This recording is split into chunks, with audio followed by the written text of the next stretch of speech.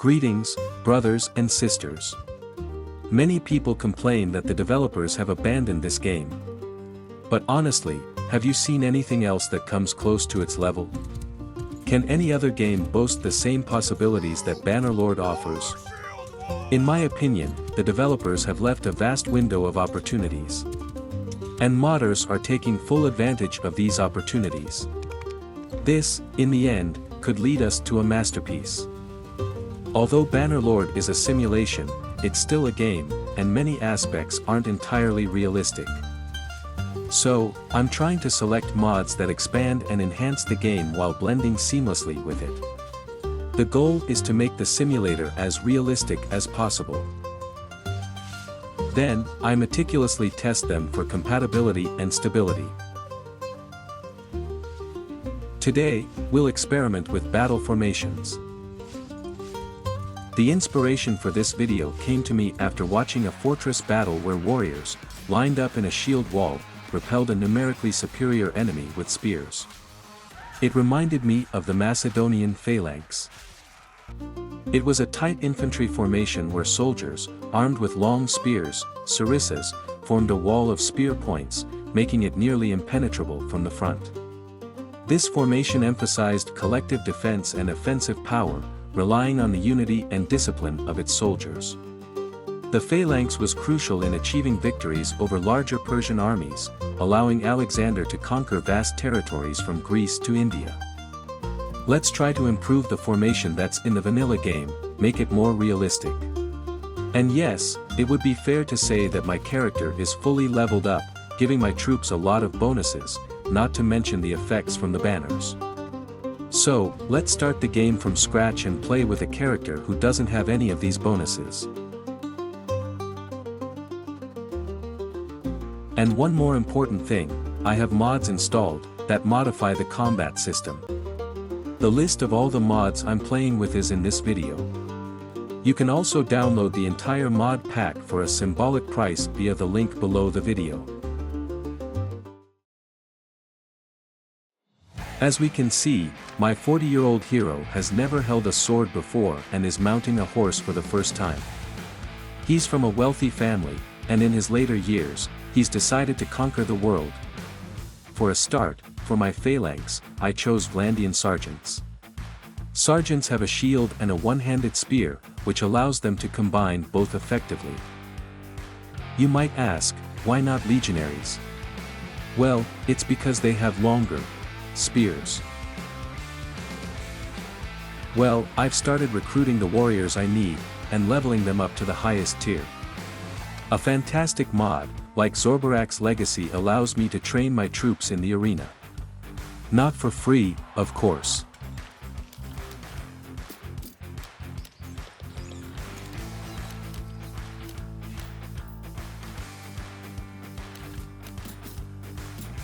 My clumsy hero's attempt to win the tournament didn't go well. Well, at least I've got some money. Not so clumsy after all.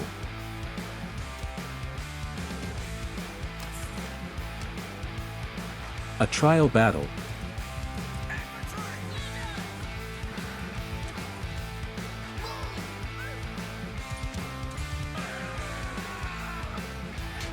None of them used their spears. Why isn't there a command in the game that forces troops to use a specific type of weapon?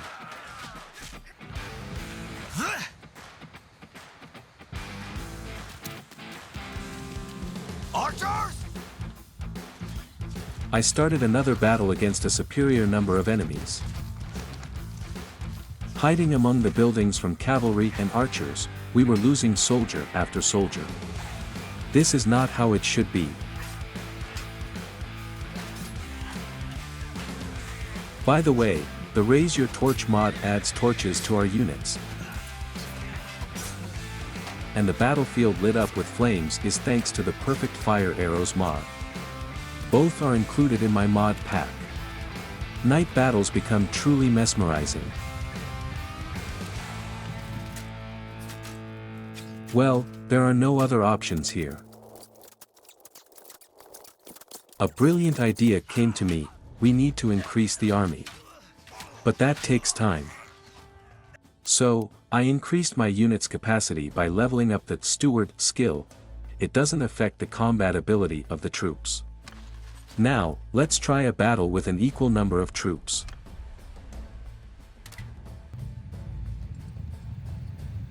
It's looking good.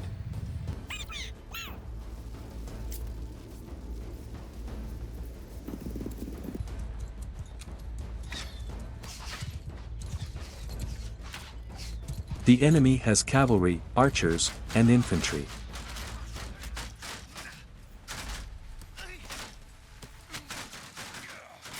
Well, the durability test against the archers is passed.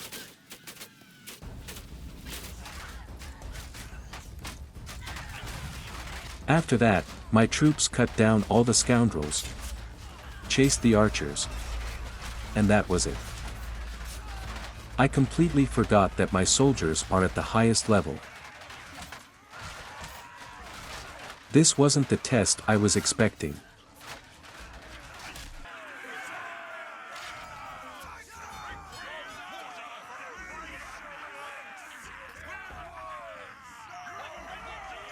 So, I went looking for an army at least twice the size.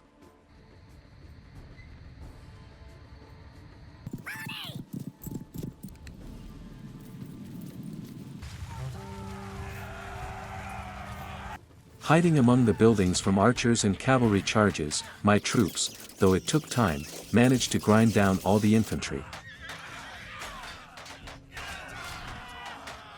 Unfortunately, the enemy AI, despite all the improvements added by mods, still leaves much to be desired.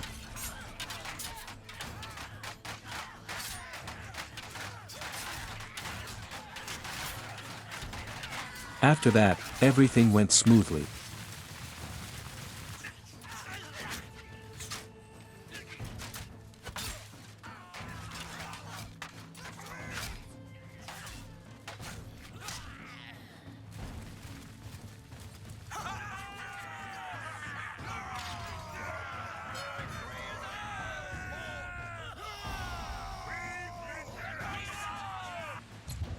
I found an even larger army. Stop there, stranger! And engaged in 3 long battles, 2 of which I lost. I fully understand that no matter what troops I have or which formation I choose, I can't hold out against cavalry and archers. So, just like in the previous battles, I found cover for my phalanx. The only mistake I made both times was forming a square formation. I'll repeat, the battles were long, each lasting up to an hour. My troops held their positions, and the enemy was in no rush to impale themselves on the spears. Especially since the enemy was also using spears.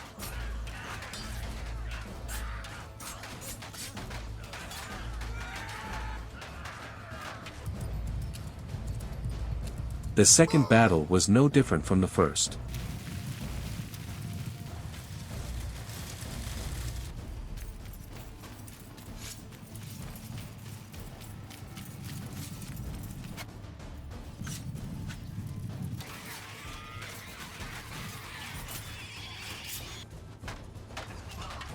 And so it went on for 49 minutes.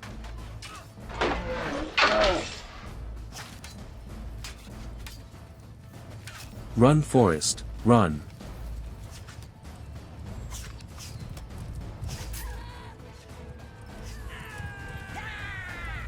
Although the ratio of losses was in our favor. However, this is likely due to the level of my troops. Well, the third and final battle, where I achieved victory. The only difference in this fight was that I formed my soldiers into a shield wall. This battle lasted 40 minutes.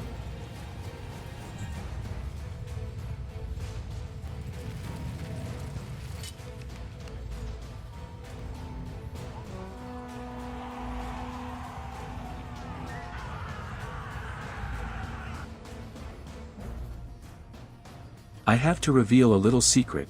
I've installed 2 mods for spears, or more precisely, 4 pikes. But they should also affect spears. However, I haven't really explored or configured them yet, just installed them and that's it.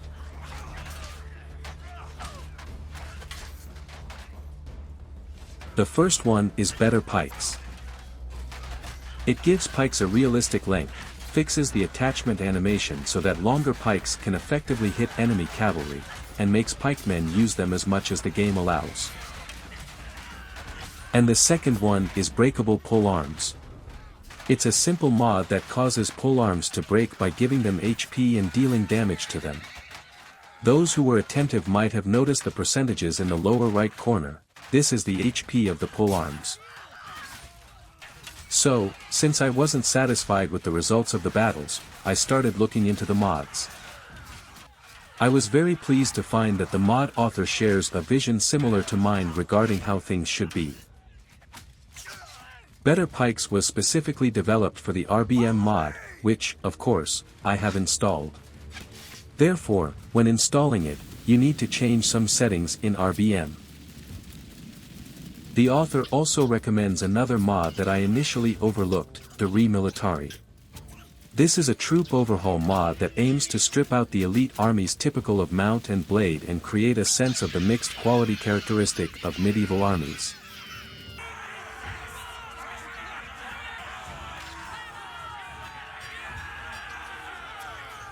So, I configured better pikes. You don't even need to go into the mod settings. We only need to change one value in RBM, set the thrust weapon preference for AI configuration to 1.00. I also installed the Re-Militari, recruited the troops it added, and it's just beautiful.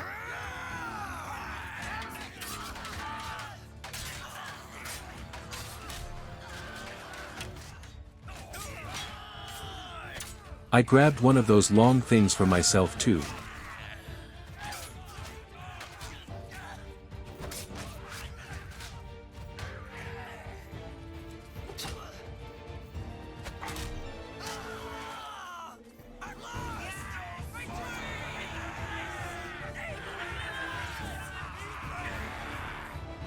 And what if we do it like this?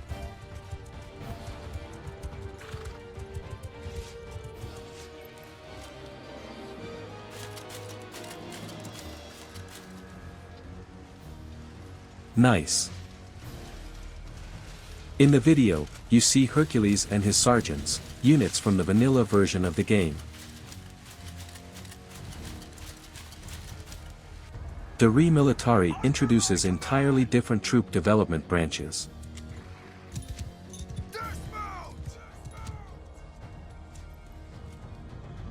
You can no longer create elite troops from a crowd of peasants, just like in the medieval era.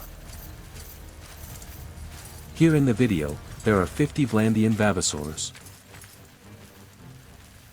In the context of the game, a Vavassor would typically be a mid-tier or higher-tier noble unit, often equipped with decent armor and weapons, representing a minor noble or knight in Vlandian society. In historical terms, a Vavassor was a type of feudal tenant ranking just below a baron. In the game, this unit would likely reflect their status as well-equipped and relatively powerful on the battlefield.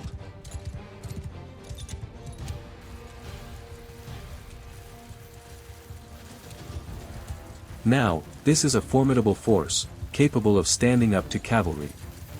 Perhaps. As long as there aren't too many of them. But my goal is to make spear formations more realistic.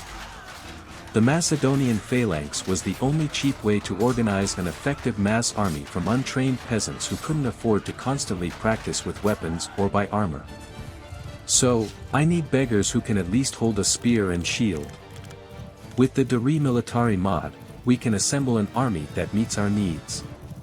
The Re-Militari fixes the persistent problem in Mount and Blade by reorganizing troops, removing the elite armies typical of the game, and creating a more mixed quality, reflective of medieval armies. It more accurately represents the historical levies and irregular troops that made up the bulk of medieval armies, while still allowing professional regulars and noble elites to stand out without rendering them obsolete. It gives each faction a more distinct identity within this framework, creating a thematic asymmetry in unit quality between factions. It avoids overloading the player with excessive options or stages that only add unnecessary clutter to assessing army strength. It gives us, the players, the ability to choose how to develop our troops, even with the limitations of smaller trees, while still maintaining the above principles.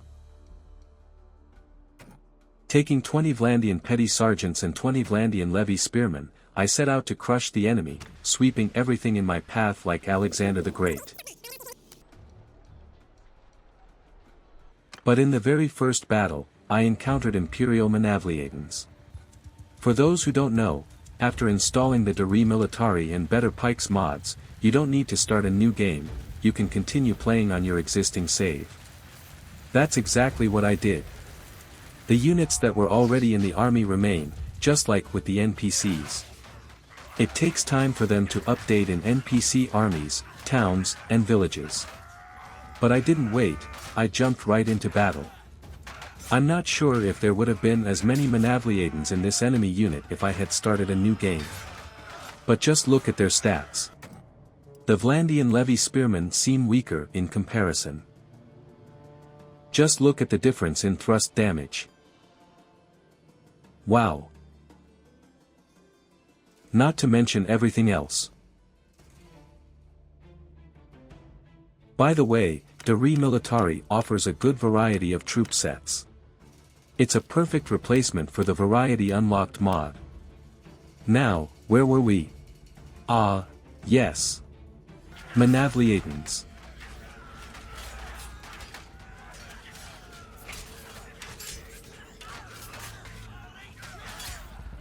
However, if you stretch the formation slightly, victory is still on our side. And let's add some more troops. Just a little bit. Just to be sure. Wider formation, more troops. Because let's be honest, size really does matter.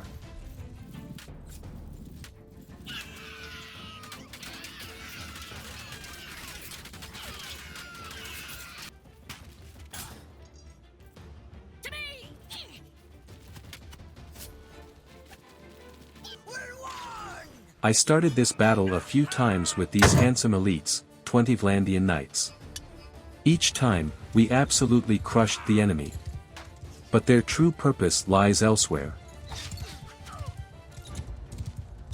Information from Wikipedia. The phalanx is immobile, its goal is to withstand the frontal assault of the enemy.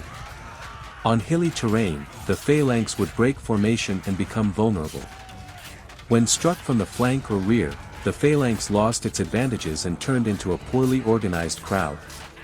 In battles, Philip II and Alexander the Great delivered decisive blows with cavalry forces, while the main enemy forces unsuccessfully tried to break the phalanx formation. So, I believe that thanks to these mods, we have brought the game even closer to reality. To win a battle, it's important to consider everything. And now we can very effectively use formations that changed the world. But don't expect it to get easier.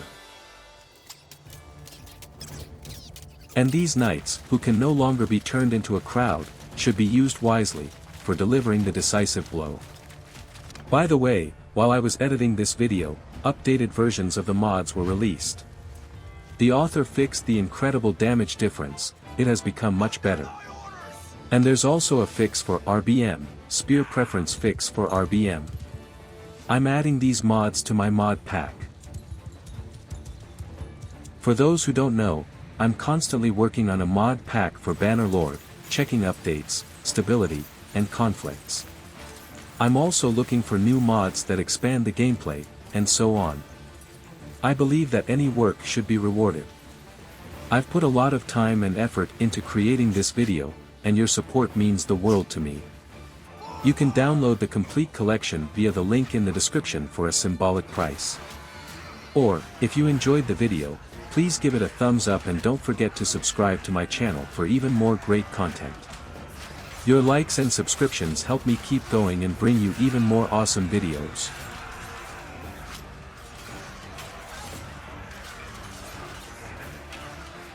So, how did the experiment with formations go? Balancing between realism and game mechanics in Bannerlord always yields new results.